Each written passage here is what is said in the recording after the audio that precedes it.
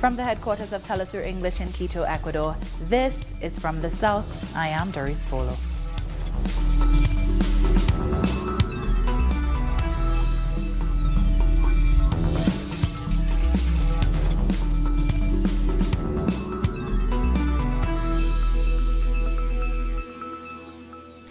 Dozens of people have gathered outside Woolwich Crown Court in southeast London, protesting against the possible extradition of WikiLeaks co-founder Julian Assange as his extradition hearing gets underway. The protesters say this case against Assange is a threat to press freedom and individuals' civil liberties. A Crown judge has begun hearing arguments from U.S. government lawyers who want to try Assange on espionage relating to the publication of U.S. military and diplomatic cables 10 years ago, exposing war crimes committed in Iraq and Afghanistan. If convicted, he faces a total of 175 years in prison. We are here because it's been tested on us, on Assange, what's going to come on us. We're here for democracy, for freedom of speech, and for the life of a man who showed the courage, had the courage to reveal the secrets of the deep state that we wouldn't even know in the history books. If you look at the overreach by the US government, it decides that they can actually hunt down a foreign journalist who published on foreign soil the truth. It will send the signal that no journalist anywhere in the world is safe from the overreach of the US establishment. So for more on this case, we are now joined by Karolina Grotty, a journalist and press freedom activist. Thank you so much for joining us, Karolina. Thank you so much for interviewing me. First of all, how are things looking at the court right now? Can you tell us what the atmosphere is like? Oh my God, it's really terrible. We are in an annex, which is completely stuffy. It's impossible at times to hear what the prosecutor team is saying, because he basically walks away from the microphone from time to time. We cannot hear the judge at all, and apparently it's going to be fixed after lunchtime. So we have been struggling to actually take the words of the prosecutor team, who just read the 18 charges against Assange. Can you tell us about Assange's disposition at this time in the court? How is he looking? It's terrible. I mean, at the moment, the prosecutor is arguing about the case of extradition. They are telling the court that there is no danger of Assange receiving a high sentence. They don't compare Assange case to Chelsea Manning.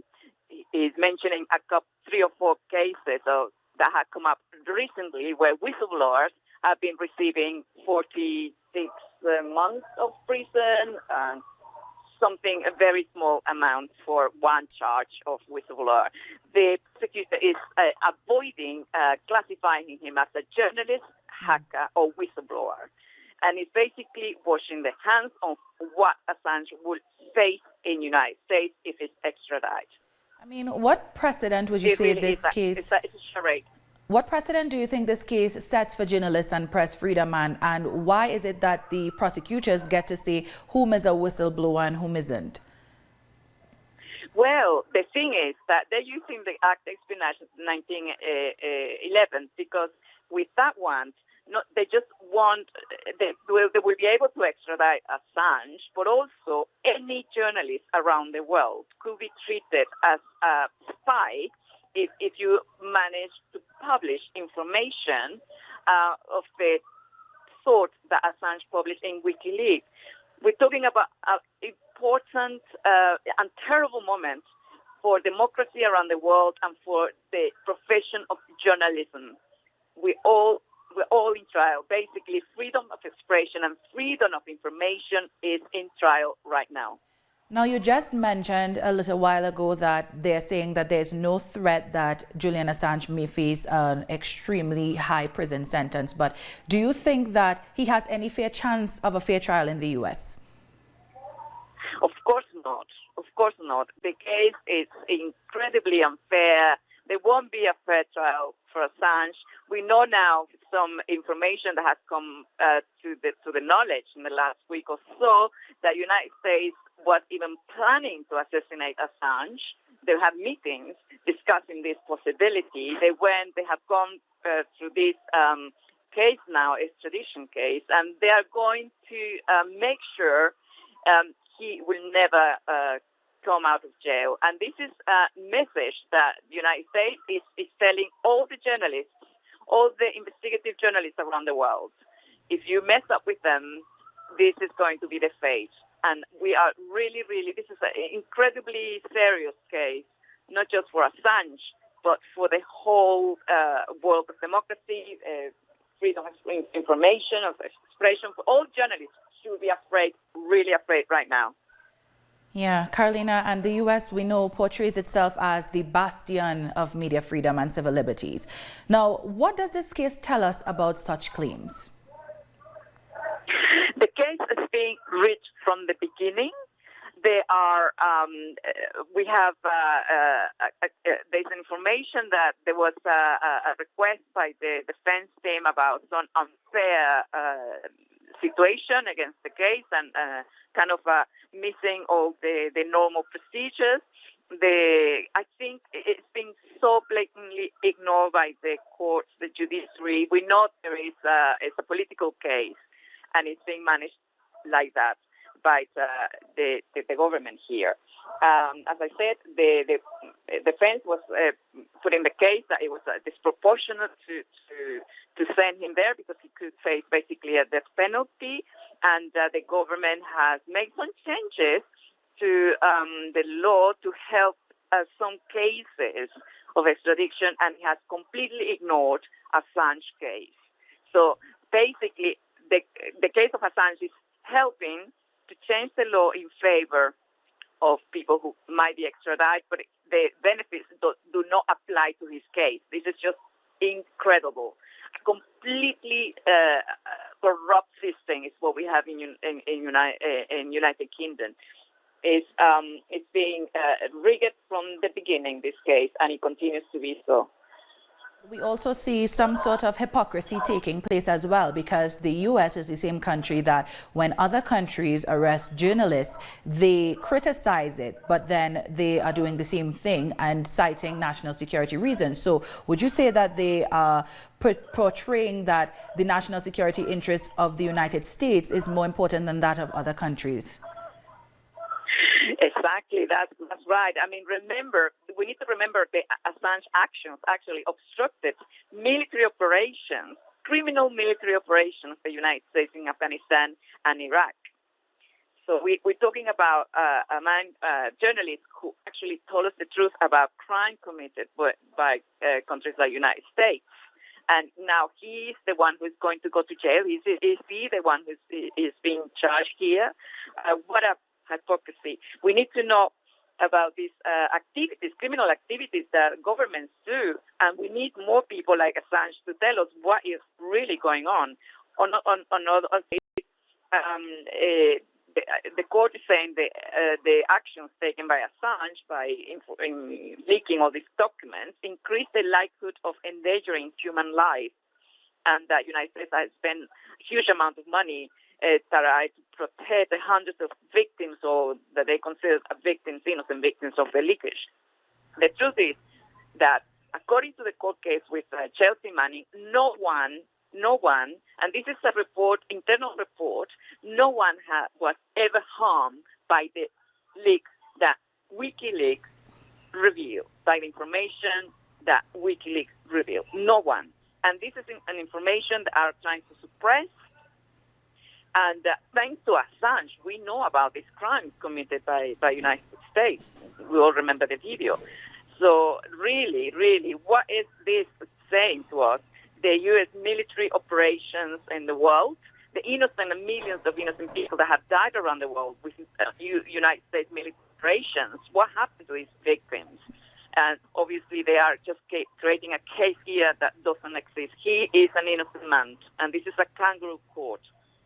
Yeah, it begs the questions, are the victims of the United States in Afghanistan and what we were seeing in Iraq, based on what Julian revealed, are they not important as well? Thank you so much, Karolina, for joining us. It's a pleasure. Bye-bye.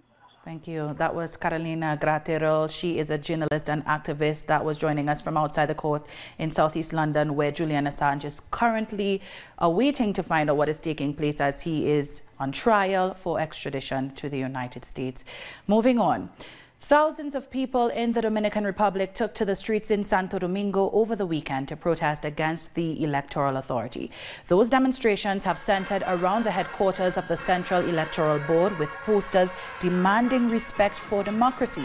The fallout continues following the suspended municipal election of February 16th, which have now been rescheduled for March 15th due to voting irregularities. Citizens who stayed at home took to banging pots and pans as their form of protest. They demanded transparency and clean elections.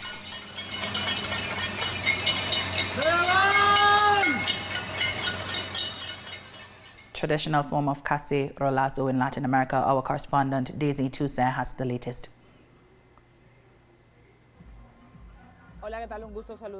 Opposition's party and their supporters held a march on Sunday, February 23th, in defense of democracy. The demonstrations comes a week after the suspension of the country's municipal elections on February 16th, which authorities say was due to flaw in the automated voting system. The system was being used in 18 of the country's 158 municipalities. The political party País Islands did not participate in today's march, saying that the meaning of this daily protest have been destroyed. Starting 2 hours later than announced, the march began on Máximo Gómez Avenue, making a journey of 4 kilometers to the Independence Park and arriving to the altar of the homeland, where the remains of the country's founding fathers rest. Opposition leaders called on the government to provide guarantee that the municipal elections scheduled for next March 15th and the congressional and presidential elections in May will all be held. The movement We Are the People, one of the main organizers of this daily protest against the Central Electoral Board, announced yesterday that they will not attend today's march because they did not want that the people's struggles is linked with any political party. Protests are expected to continue through the country and the Dominican community over the coming days. There is also a massive call for protests on February 27th, which is the Dominican Independence Day, when President Danilo Medina is expected to give a speech on the state of the country. Our correspondent Daisy Tusa with that report. Now, speaking of protests, soldiers in Haiti have shot at police officers who have been protesting for days, demanding improved conditions of service and the right to form labor unions. On Sunday, the protesting officers, accompanied by civilian supporters, attempted to march to the presidential palace to seek an audience with President Jovenel Moïse.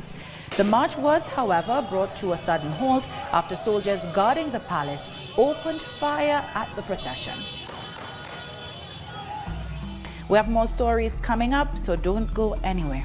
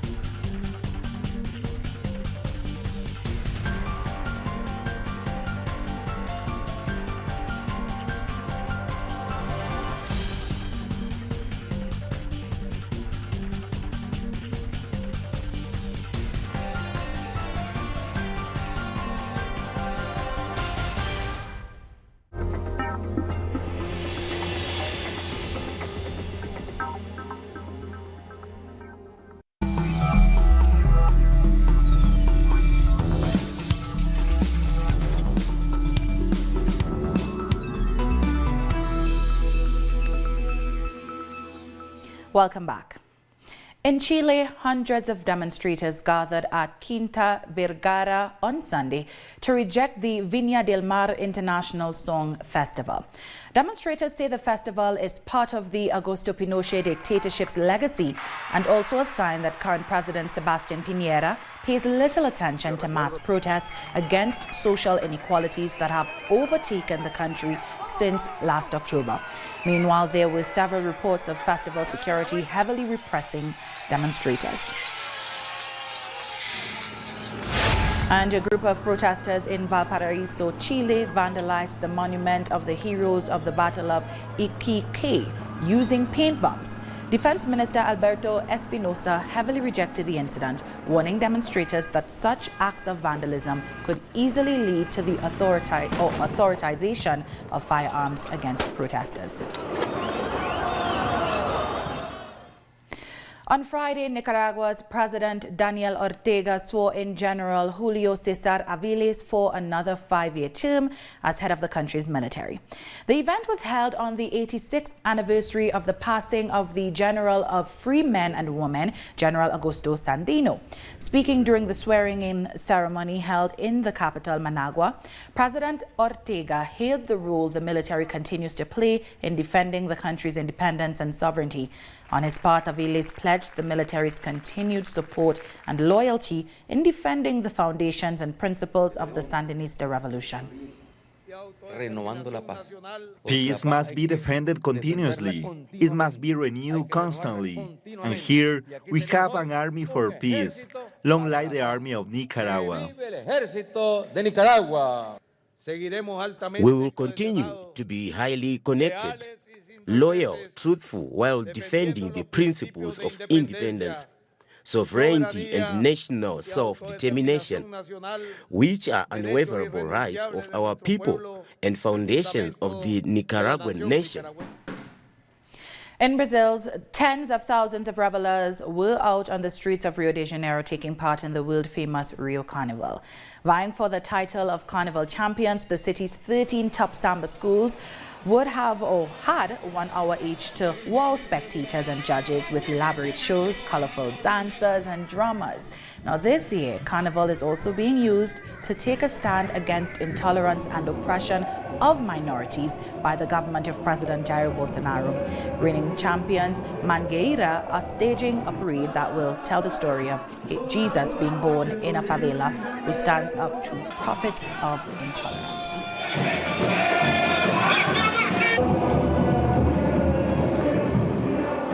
This matter of religious intolerance, I personally prefer to say that it is religious racism.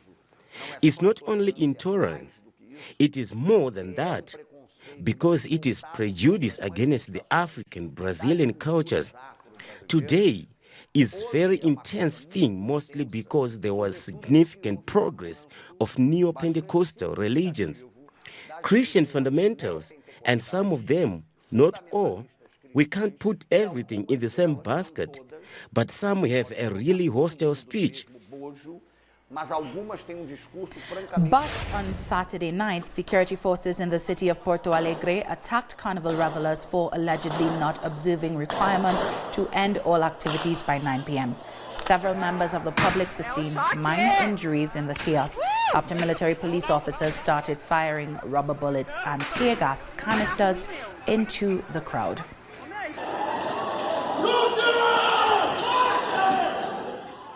Our correspondent Brand Mayer from Ouro Preto tells us what concerns Brazilians most these days have and why they are taking it to the streets across the country.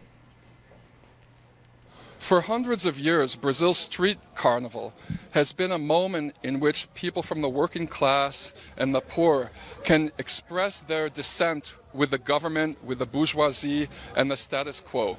And here in the city of Ouro Preto is no different. This city was founded in the 1600s, and it's had a big street carnival for over 200 years. There's some drum groups here that were founded in the 1800s that are still playing the same rhythms on the street. And like everywhere across Brazil, the carnival goers are wearing costumes, criticizing the government, and breaking out in spontaneous chants against far-right President Jair Bolsonaro. Carnival's going on for another couple of days, but across the country, this is turning out to be one of the most politicized carnivals in Brazilian history, as more and more people are rising up against the resurgence of neo-fascism. That was Brand Meir with that report. We're taking one last break. Stay with us.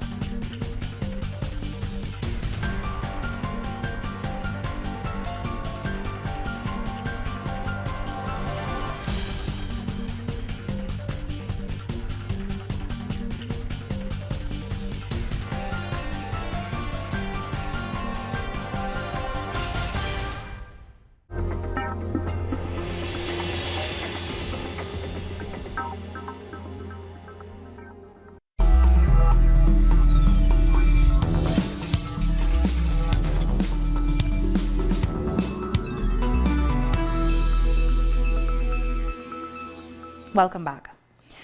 Israeli security forces have killed one Palestinian youth and injured 2 others in the besieged Gaza Strip.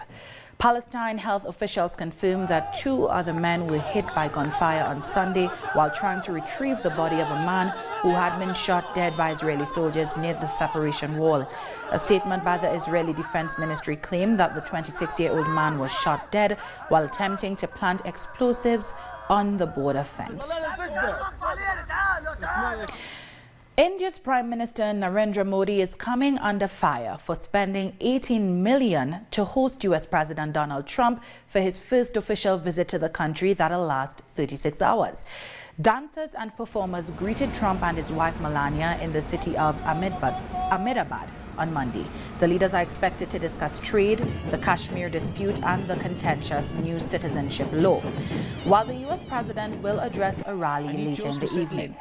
Modi's Trump budget included building a wall to conceal the slums that exist a short distance away from the airport that is home to more than 2,000 people.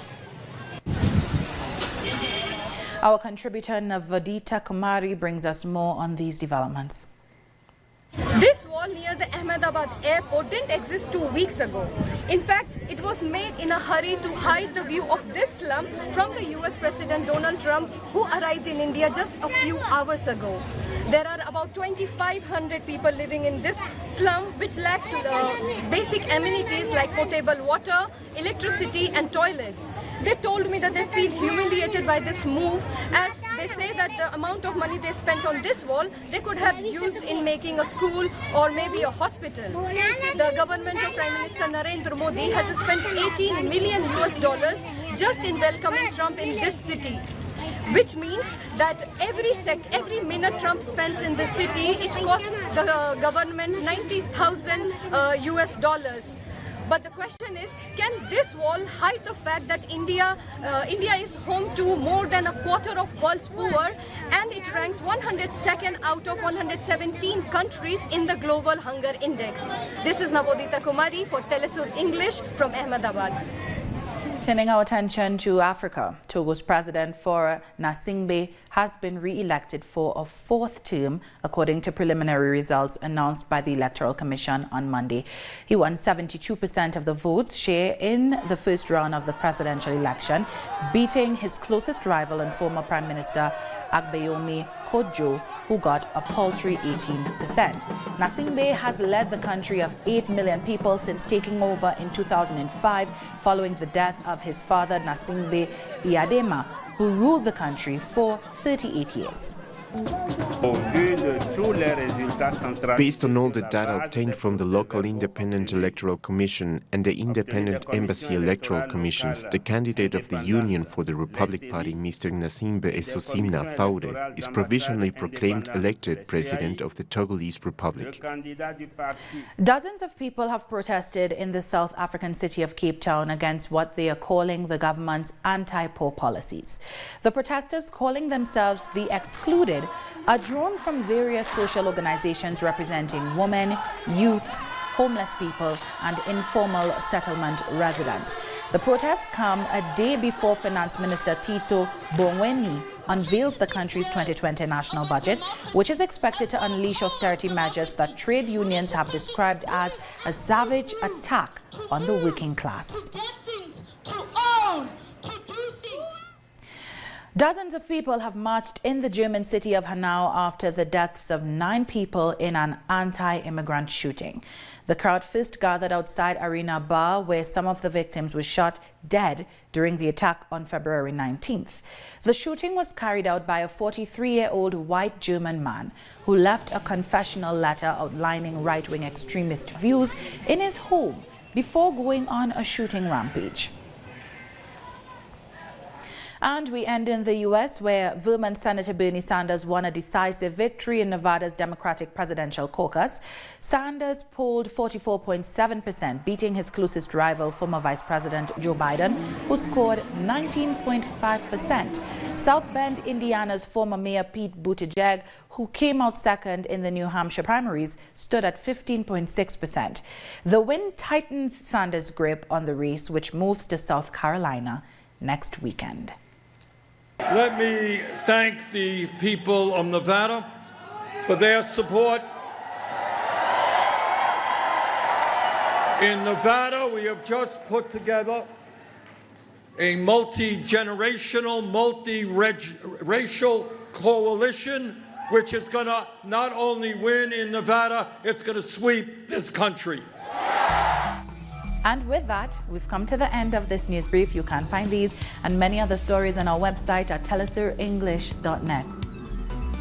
And join us on social media